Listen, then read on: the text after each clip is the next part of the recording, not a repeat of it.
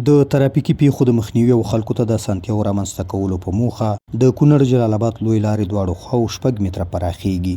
د کونړ ولایتي مسؤلین وایي د هیواد په لوی لارو د ګڼې ګوڼې او ترافیکي پیښو د مخنیوي په موخه د ریاست الوزارت په ځانګړي امر د ټولو ولایتونو لوی لارې پراخیږي چې له یادې جملې یوې هم د کونړ جلال آباد سړک دی.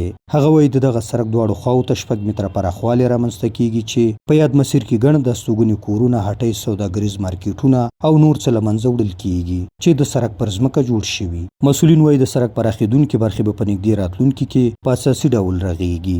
ډېرو عامه سړکونو باندې دغسې ترافیکي پیښې وشولې د قندهار د نورو ولایتونو دغه رنګې د کونړ او د جلال آباد ترمنځ.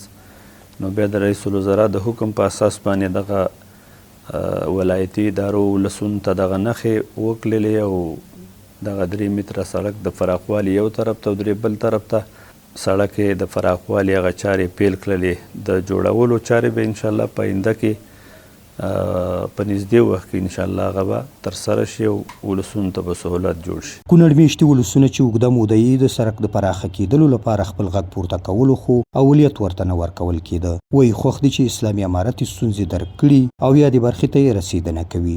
دوی وایي که څه هم د سړک پراخه کېدلو یو شمېر خلکو ته لنډمهالي زیانونه اړولي دي، خو په راتلونکي کې به یې له پراخو ګټو برخمن وي، ځکه یاد سړک 2 لوی سرحدي ولایتونه سره نښلوي. دوی له مسؤلینو ژر تر ژره د یاد سړک د پراخېدونکو برخو د اساسي رغولو غوښتنه هم کوي. داران ته به لږ شنې تاوان ځکه دوکانونه تنګېږي، برنډې ورانېږي، د دوکانونو فراخوالی کمیږي، دوکاندار نشي کولی چې برنډه کې کم سامان چې پروت مطلب بیرته په هغه ځای په ځای کې.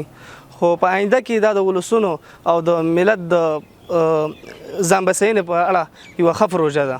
دا کوم کار چې حکومت روان کړی ده سړک و غاړې پاکوي ډېر ښه اقدام دی، خو باید دا پخې شي او ولس ته خو اوس تاوان ورسوي، آینده دپاره به ښه شي. حکومت ته پکار ده چې کار چټک کړي او خلک روزګار برابر کړي. بیرته د کونړ جلال آباد لوی لارې پراخېدو کارونه په داسې وخت کې پیل کیږي چې په یاده لاره تلونکي مسافر، موټر چلوونکي او د دغه سړک پر مسیر پراته ولسونه د سړک د کوچنیوالي له امله له ډېرو ستونزو سره لاس او ګرېوان وو. سحرګل احساس، امید راډیو، کونړ.